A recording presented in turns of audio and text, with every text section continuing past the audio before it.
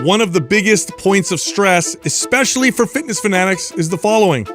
I've been working out for a while, but now I need to work out less due to unforeseen circumstances, maybe family life, maybe job, whatever.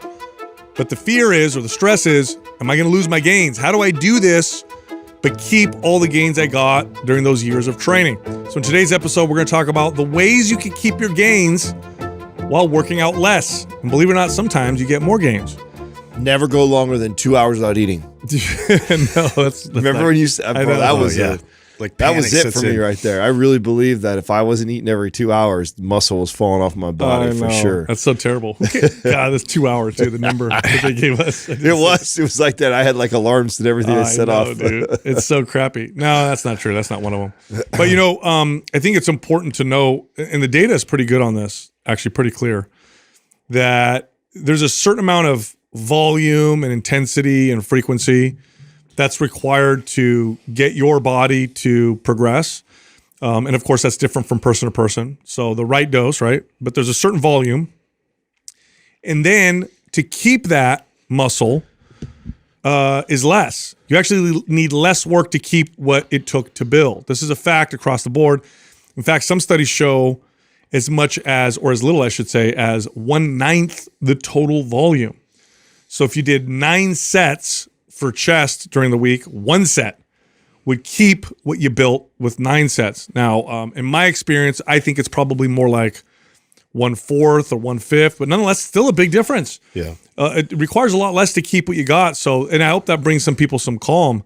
You don't need to do as much as you did to get where you got. You just got to do something. And we'll talk about that. I've seen up to 1/7. I haven't seen 1/9 before. I've seen up to 1/7 before, but still, what do you? Yeah, I know that, which is crazy. I remember when the first time that I came across that, it really opened my eyes on like how little I do need to do to just maintain that, and also change the way I kind of looked at stuff. I used to be very all or nothing, right? If I wasn't hammering the weights and dieting, it was just like, oh, what's it all for? Why should I do it at all? When I remember reading this and realizing, oh, wow, even if I went to the gym and just did one exercise, this is going to help maintain the work that I've put in the previous, say, months or years. Now, to this point, how much of a factor do you think how long you've been lifting consistently for plays a role? Like I gotta think that if you just started lifting weights and you've trained consistently, say for 6 months to a year, and then all of a sudden you reduce down to, a guy, let's say someone who's training 6 days a week, body part split type of a routine, built some good muscle, made some good traction, and then you switch to a 1 day a week full body routine, and that's it. That comparing that person to say somebody like us, been training our whole life, 20 something plus years. And same scenario, let's say I did a body part split most of my life, and then all of a sudden I'd change to a 1 day full body routine. I feel like I would have the advantage because of all the years of doing that. And I find that, at least this has been my experience as I've gotten older, that the one advantage of getting older is that it's more years I've been consistently lifting for. And therefore I feel like I can do less to maintain as much. I mean, do you know? Yeah. So, there's a few factors I would say that probably play into that. One, the data is clear, I guess, across the board. So wherever you are and whatever you're doing to get where you are, doing less than that will maintain it. Okay, so that's true across the board. However, there's some interesting things that happen especially when you strength train for years and years and years. And most, I would say, strength coaches and scientists would say that it probably is due to muscle fiber hyperplasia. So when your muscles grow, it's called hypertrophy. The muscle fiber itself grows, but then there's a phenomenon. We've observed this in animals, and we've done studies on human that I would say confirm this, that not only do muscle fibers grow, but over time, those one muscle fiber can become 2 muscle fibers. Right, it splits, right? Isn't that what the theory? Yeah, so you'd get more muscle fibers. Yeah. Now, why is that any different than hypertrophy? Well, when you lose muscle, that's when muscle fibers shrink. However, when you multiply or build muscle fibers, they don't go away. So you can shrink muscle fibers, but if you add muscle fibers through hyperplasia, they don't go away. Mm-hmm. So it's like it's more permanent muscle gain. Which is the same thing that happens with fat, right? Also, fat is the cells just shrink. Yeah. They don't go away. No. Which is why it's so important too. And we've learned too that you could actually add fat cells. In the past, we thought they just grew and then they shrank. And we've learned from the extreme yo-yo dieting of crash dieting and then putting on a bunch of weight. There's potential to increase the amount of fat cells. Right. And so there's the positive side of that, which is the hyperplasia side that you're talking about, where you could potentially add more. So that's what you would attribute that to. So I probably have over those 2+ decades added of training, just more. You probably have more muscle fibers in your biceps now than you did, 15 years ago or 20 years ago. I'm sure that's a factor. I'm sure too, just like the overall understanding of your body and like the skill that you've acquired in terms of how to tighten certain screws just so, and you're going to get your body to respond. Like if you're an avid lifter and you've been doing it for decades and you understand like how to manipulate your physique and be able to move the needle nutritionally, training wise. And it doesn't really like once you get to a certain level, I feel like it doesn't take quite as much if you can dial it all in together. Yeah. That's a really good point, Joe, because it does seem pretty dramatic for me. Like I feel like the reason why I keep going back to this is that, man, it's a big difference for me. Like I feel like the worst shape that I allow myself to get in is in my late 30s, 40s is still better than the best shape I could get into in my early 20s, which is crazy because I know the work and discipline that I was putting towards way harder back then. Towards the weights and dieting in my early 20s. Now, to your point, there's probably hyperplasia that is working to my benefit. And then to Justin's point, you're right. Just from decades of training, what to do. I've really honed in on the things that really move the needle. And we've talked on the show before, the importance, like for me, protein has been such a huge factor with me being able to maintain muscle really easily. I can quickly become the guy who eats sugary foods, high carbohydrates, ignore getting enough protein intake. And that paired with reducing volume of training or eliminating training is just muscle falls off. And that's actually one of the points that we'll get to. Today's giveaway is MAPS Strong. If you want to win that program, leave a comment below this video in the first 24 hours that we drop it. Subscribe to this channel and turn on notifications. If you have the best comment, we'll let you know in the comment section. Also, we got a sale going this month on some programs and program bundles. The first program that's on sale is MAPS Cardio. The program bundles that are on sale are the Shredded Summer Bundle and the Bikini Bundle. All of those 50% off. If you're interested, just click on the link at the top of the description below. All right, back to the show. What's interesting too about this topic is that fitness fanatics oftentimes are training too much to begin with. So there's a difference between optimal amount of exercise or strength training, which optimal means this is the perfect amount for your body at this time in the context of your life that is going to build the most strength and the most muscle, make you feel the best. Okay, so that's optimal. But then there's the most you can tolerate. And then there's beyond that, which is overtraining, right? The most you can tolerate is more than what is optimal. Now, what do you sacrifice with that? You actually sacrifice some gains. There's a perfect amount, and then there's more than that I can handle. So I can handle more and I'm working out more, but I'm actually getting less results because it's putting too much more of a demand or more of a demand on my body in terms of recovery, and it makes the adaptation process harder. So there's optimal and then what you can tolerate. And if you've been working out a long time, what tends to happen through, months and years of exercise is you start to slowly trend and move towards what you can tolerate. It's just natural. You'll work out, you've been doing it for a while. Oh, let me add more. This is fun. Wow, let me add more. Oh, I think I can handle this. Let me do more. And you move away from optimal and you move much closer to just the most you could tolerate. So you actually sacrifice some gains. So what ends up happening a lot of times with fitness fanatics is they scale their training back because they're forced to, and then they get gains. They get better gains. This happens to me all the time. I remember the first time this happened to me, I went on vacation and there was supposed to be a gym available where I went. They didn't have a gym, and so I couldn't work out. And it was like 2 weeks. So 2 weeks, no exercise. Then I went back, started working out stronger. And I remember thinking like, this is weird. Why am I trips people out? Yeah, why am I stronger? And I realized, I must have been overtraining before. And then there's other times when I've done 6 days a week and had to go down to 3 days a week, and I hit a new PR.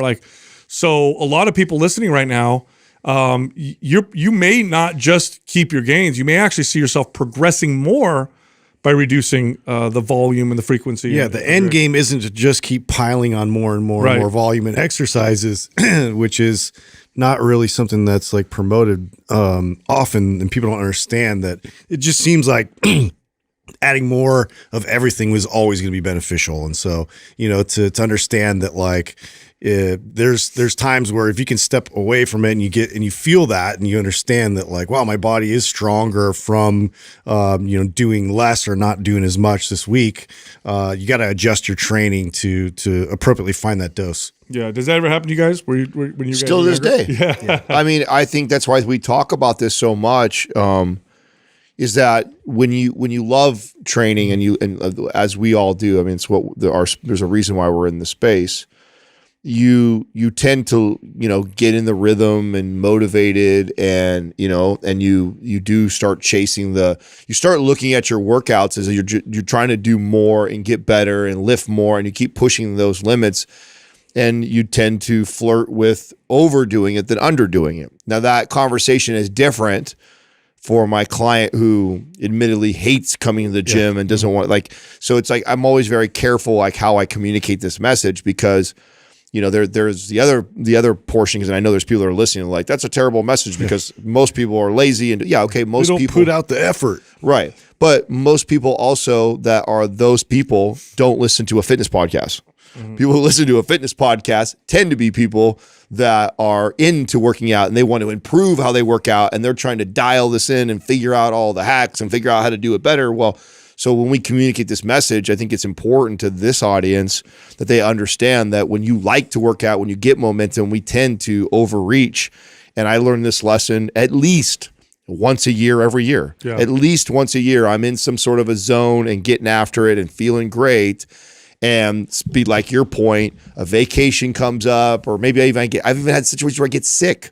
I get sick for 4 or 5 days, and I'm knocked out of the gym. And then you weren't feeling terrible. You're barely feeling better. You're back in there, and then I'm stronger. Like that doesn't make you look better. Yeah, that's where you like it really opens your eyes. It's just like, wait a second. I know my body should not be feeling amazing right now because I just got sick for 4 or 5 days, and I'm back in the gym. I missed my routine, and then I come back stronger. That's always very glaring to me that, oh, wow, I had been overreaching. Yeah, and even to take it to a more extreme level, for advanced lifters, taking time completely off oftentimes is a way to get your body to progress. Mm-hmm. They've done studies on deload weeks, and a deload week is really a week that you go to the gym and you barely work out or don't even work out at all. You can even consider an all week off a deload week. And studies show that people progress faster by including those. In fact, one of our latest programs, MAPS Anabolic Advanced, we programmed in deload weeks, and people are saying that they're getting great results just from doing that. Mm-hmm. So, and it's easy. It's hard to build muscle. Losing it takes a little while. It's not like losing stamina. Like if you run 4 days a week, and then this week, last week, and then this week you ran none, you'll lose stamina pretty quick. Strength sticks around for a little while. It does. Of all the adaptations, strength sticks around, I would say, the longest. So that's working for you. Now, the reason why I'm saying all this is to kind of calm people down, because the biggest enemy in regards to this particular topic is the fear. Is the fear. And overcorrecting and stuff, right? Yeah, like, oh no, I'm not going to work out. I'm going to lose everything type of deal. It's like, no, the data is very clear on this. Even if you did nothing for a couple weeks, you're not going to lose anything at all. And oftentimes you'll come back and feel much better. But let's talk about, people have been working out for a while. They work out a lot. Something's happening in their life. Maybe they're about to have a kid or change of jobs or something. And they're like, okay, I know I'm not going to be able to work out as much as I always have. How can I really keep progressing or maintain, what I've built? So we've got some tips here that'll help you do that. The first one is to change the phase of training that you're in, okay?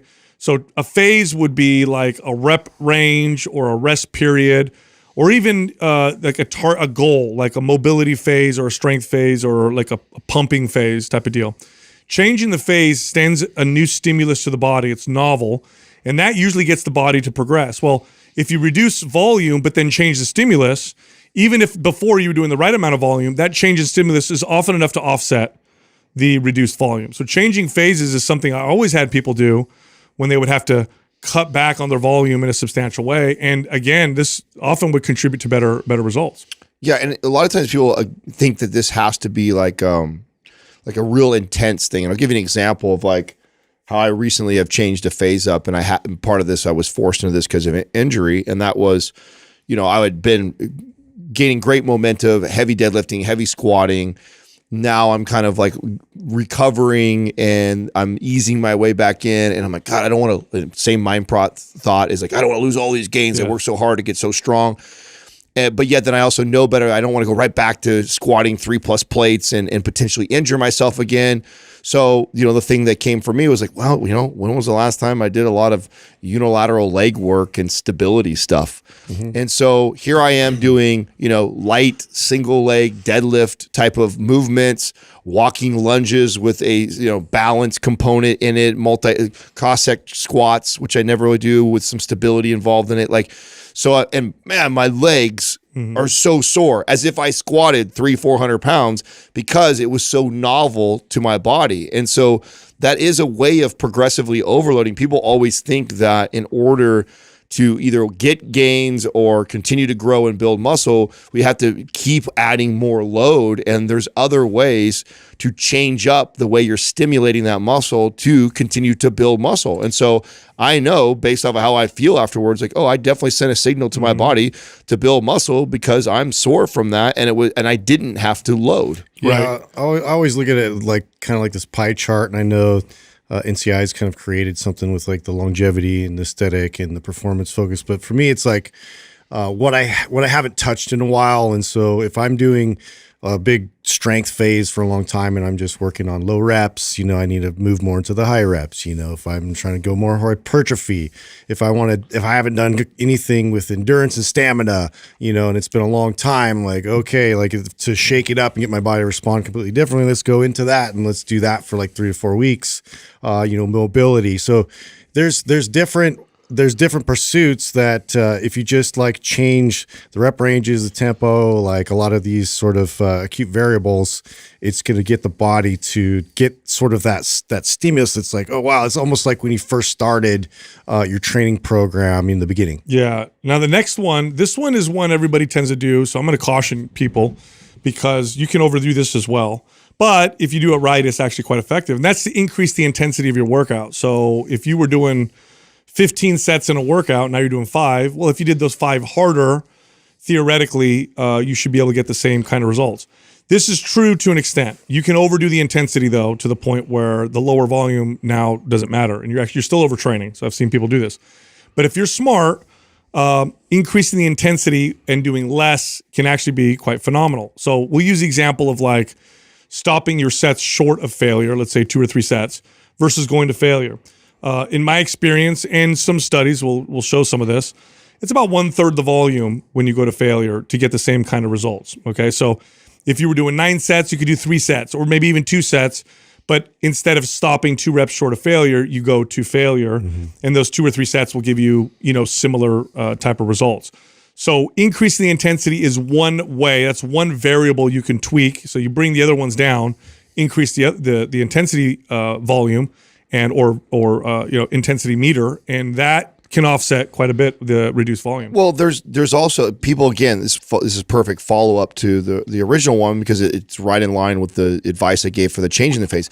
This also was a way of increasing intensity without necessarily adding more reps and more load. Right. Mm-hmm. I was sweating. It was an intense workout because it was so unfamiliar. I hadn't done that in a long time. So, trust me, it was frustrating. There was a part of me that actually wanted to not do it because I was so bad at it because it had been so long since I had done single leg deadlifts. And I'd do a rep or 2 and then I'd have to put my foot down again. I had to do it. And I always know when I'm like shaky. Yes. It's a weird feeling. I was shaking. My glutes were firing like crazy. I'm sweating by rep or by set 2. And I'm going like, and I'm frustrated because I wasn't even doing very heavy weight. Easily, I want to default bail and go do something that I'm good at. But this is a way to increase, not only change the phase, so it's a different type of a phase type training that I'm doing. It's also increasing the intensity without adding a bunch of reps or load all the time. So there's other ways to make a workout more intense without always, and by the way, my goal is to have big legs so that it's not like I'm going away from my goal. That goal is still to maintain as much muscle on my legs as possible. Yeah, you can even just do this. Like, let's say the main reason why you need to reduce your volume is because you need to work out less in terms of time. Because that's usually what it is, right? It's a time issue. Yeah. Well, if you were resting 3 minutes in between sets, you know, a cut the 45-second rest, now you've increased the intensity and you've also cut the time of your workout. You don't even have to cut the amount of exercises. You will have to lower the weight, but because you're resting less between sets, you've increased the intensity as a result. Short, punchy workouts. I remember when that HIIT study came out, and then this was like everybody just jumped on it, and that's all they did and promoted forever. But yeah, there's lots of different ways to do that. So yeah, you cut the rest. You can just like hold more isometric poses with weights, without weights, and just really work on, intensifying and tensing up your muscles. Totally. Now, this next one is my favorite one. This is the one that I tend to go to whenever I need to do this, and that is to eliminate, quote, less worthy exercises. Okay, so what are less worthy exercises? Well, these are exercises that are not deadlifts, squats, presses, both overhead and horizontal presses, rows, pull-ups, dips, like those big, lunges, those big kind of gross motor movements. Those are the worthy exercises. All the other stuff is less worthy. Now, there's value in all of them, but they're not as valuable as the ones that I just mentioned. So to give an example of what this would look like, let's say today was chest day and I was going to do bench press and cable fly and incline fly, let's say, for example. Let's say I was going to do 3 sets each, so that's 9 sets. Well, I would cut off the fly exercises and then I'd add a set to my bench press. So now I'm doing 4 sets of bench press, but I'm still not doing 9 sets. That one extra set of bench press oftentimes makes up for all those other sets of those fly exercises. And oftentimes what happens, I get stronger at this really fundamental lift, right? A squat, you can do this with squats or deadlifts or overhead presses as well. Yeah, stick with those compound lifts. It's funny. I immediately think of like Wayne and Garth when they're like, "We're not worthy," like, these exercises. But you just aged yourself. I did. And, hopefully they put a clip of that. We're not worthy! We're not worthy! We're not worthy! We're scum! We're scum! But it's those exercises too that just are like single joint typically, and and I'm trying to kind of like get a good muscle pump for a very specific muscle to incorporate those exercises that will bring a louder signal to the body. Let's just focus on that for a while. Yeah, you're cutting out the fat. I mean, this is MAPS 15 to me. This is Totally. the beauty of that program. One of the things that I was really fascinated with, even running it myself, was realizing like, wow, like how I actually made gains, switching from kind of a traditional routine over to MAPS 15. And I think that's why. I think what ended up happening, because there's a lot of single joint exercises that I enjoy and I like, and I was starting to put too much energy and prioritizing those too much, that it was starting to take away from the ones that were the bigger bang for your buck. Yep. Eliminating those completely conserved all that extra energy and resources that I was allocating towards those single joint movements, put it all into 1 or 2 really important big bang for your buck movements, and I got more out of it. And so I can't stress this one enough. I think this is one of the biggest mistakes like young men and women make going to the gym, is they get caught up in all the whatever the most viral TikTok or Instagram person showing creative, they're using machines all weird. And saw a kid yesterday in the gym doing the sideways, pec deck thing. And it's just like, dude, and he's on there doing like 5 sets of that. And just like, man, one more incline bench press would have set done better than that. is going to build your chest. And I know that the kid is thinking, because he got it from probably some Joey Swole YouTube TikTok kid who's telling him, oh, this is how you work that inner chest, and so they're wanting to develop their inner chest, when it's like, man, you will develop your chest, including your inner chest and the rest of your chest, more adding another set to your incline bench press And getting rid of that than you fluff. will for that. I wish somebody would have spit that game to me when I was that young, because I was the same kid who did that type of stuff, saw these unique exercises and was always chasing something different or novel versus more effective. And I think that this point speaks to that, of like, man, just cut the fat out, get to the things that really move the needle. And even just doing 1 or 2 of those movements a day, you'd be surprised how killer of a physique you can build just from that. Absolutely. Now, the next point you actually mentioned earlier, Adam, which is to keep your protein intake high. You know what's interesting about this one? So here we're talking about healthy, fit people who are working out and then they cut their volume and they want to keep their gains, maybe even progress a little bit. So keep protein high. You know what's interesting is that there's data on protein intake and people healing from traumatic injury, from getting burned, people who are healing from surgery, people who come back from injury. All of them show that a high protein diet accelerates all those. So if you're healing from something, like a cut or bruising or burn or injury, keeping protein intake high helps that as well. Now, why? Protein is the building block of your tissues, all of your tissues. Your body uses protein to build things up. And now there's a limit to that. It's about, it's close to a gram of protein per pound of body weight for most average weight individuals. So beyond that doesn't make a difference. But if you keep it up at that point and you reduce your volume, even if you went from perfect volume to less perfect volume, that high protein is more likely to preserve your muscle mass than lower protein. So one mistake that a lot of people make, and this is what Adam was talking about, is they'll cut the volume of their training and they'll simultaneously cut their protein intake because people tend to connect protein with strength training. It's like, well, I'm not working out as much, so I'm not thinking about eating protein as much. Don't do that. It's a big mistake. You reduce your volume, keep the protein where it was, you're more likely to maintain the gains that you made working out in the first place. I know there's some people that this doesn't really affect. I definitely think there is, obviously it's unique to each individual. If you just have a greater propensity to avoid high protein foods and gravitate more towards. And so if you know that, like, I'm definitely a starchy, carb, sugary type of eater. That's how I was my entire life. It took a long time for me to discipline myself to look at a meal and always attack like high protein first. So if you're that person, I think this advice is even more important. I think it's important for everybody. For the points that you're making, but I really think it's important if you know that about yourself. If you have the behaviors of snacking on crackers and chips and carbohydrates is what you gravitate towards, more than likely when you do that, you fill up on those calories, you don't get enough protein. If you're not getting enough protein to even sustain the muscle on your body and you're in addition reducing volume and cutting back training, you're going to lose muscle. Yeah. So one of the best ways that you can keep that from happening or at least slow that process down, and there's plenty of research and studies to show this, is by keeping that protein intake high. This has been probably one of the biggest differences that I've made as I've gotten older, is knowing that, hey, even when I'm being inconsistent, is to make sure that I'm still targeting that protein so that there's not this huge fall off when I'm being inconsistent with my training. And again, a lot of people, I have to reiterate this, a lot of people connect their protein intake to the strength training. So let's say you work out and you always have a protein shake after your workout, 50 grams of protein, but now you're working out less. You're now taking 50 grams of protein less a day because you're not working out. So why would I have this protein shake? You got to eat the same amount of protein you were eating before in order to help you keep those gains. Don't drop your protein because you dropped your training, and pay attention. You got to pay attention because this is a sneaky one. Like I said, people tend to, especially fitness conscious people, tend to eat more protein when they're working out and less protein when they're not working out. So pay attention to that.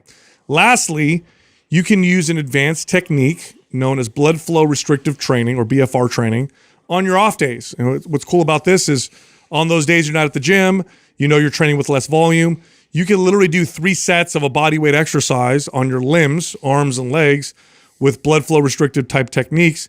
And it's lightweight too. Or body weight, right? Yeah, body weight or super lightweight. It simulates lifting heavy weight. That's what's so cool about this. Yeah. So studies on this are exceptional, phenomenal. It's great for rehab, but also great to help you keep muscle. So, okay, I'm only working out twice a week right now. Well, on the off days, I could do 5 minutes of BFR on my arms and legs, and there's also this kind of radiant effect on other muscle groups as well. But at least arms and legs, and you're more likely to keep your muscle by doing that. Well, this is the reason why this is great for recovery. So we've known this in the professional sport world for quite some time now. I believe I think it was hockey players where this became. Were they first ones? Yeah. Were the first ones to really apply this and to become popular. Now, across the board, there's not a professional athlete that rehabs and does not utilize BFR for this Everybody reason. does. And so it's a great way to be able to, stimulate the muscle without loading. I mean, I'm using this right now. The last 2 weeks. Oh, because you have your injury, right? Yeah, because of the injury. Again, I can't load. So, talking about stability stuff that I'm doing, a lot of multi-planar type things, challenging myself that way. And then also BFR have been the things that I've been doing because I can. And that's why this topic is really cool right now, is because like my number one thought process right now is that I can train the whole rest of my body normal right now, except for my legs because of this injury. And what I don't want to happen is I don't want to lose all the gains that I've had on my legs. And so I'm utilizing everything we're talking about right now. So everything we're talking about right now, I'm having to apply just to my legs because I can't train them the same way that I'm training the rest of my body. And I want to create this complete lopsided thing where my upper body is super jacked and fit, and then my legs dwindle away because of this injury.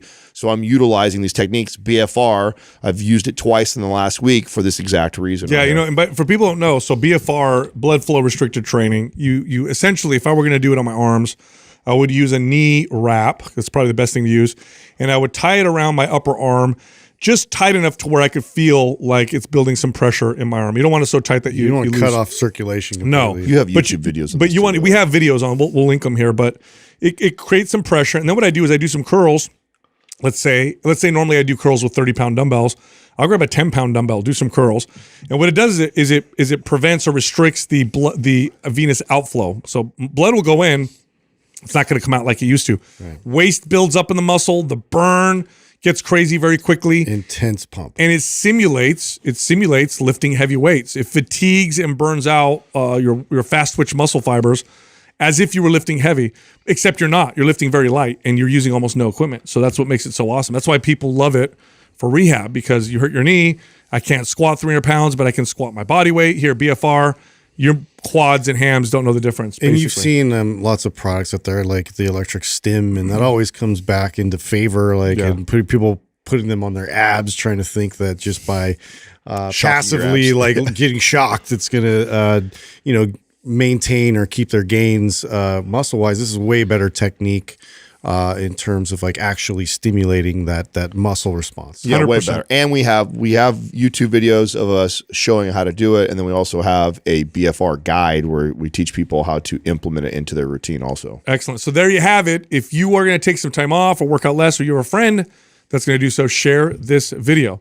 Also, if you want some more free information from us, go to mindpumpfree.com. That's where we have all of our free fitness guides. You can also find all of us on social media. So Justin is on Instagram at mindpumpjustin. I'm on Instagram at mindpumpdestefano, and Adam is on Instagram at mindpumpadam.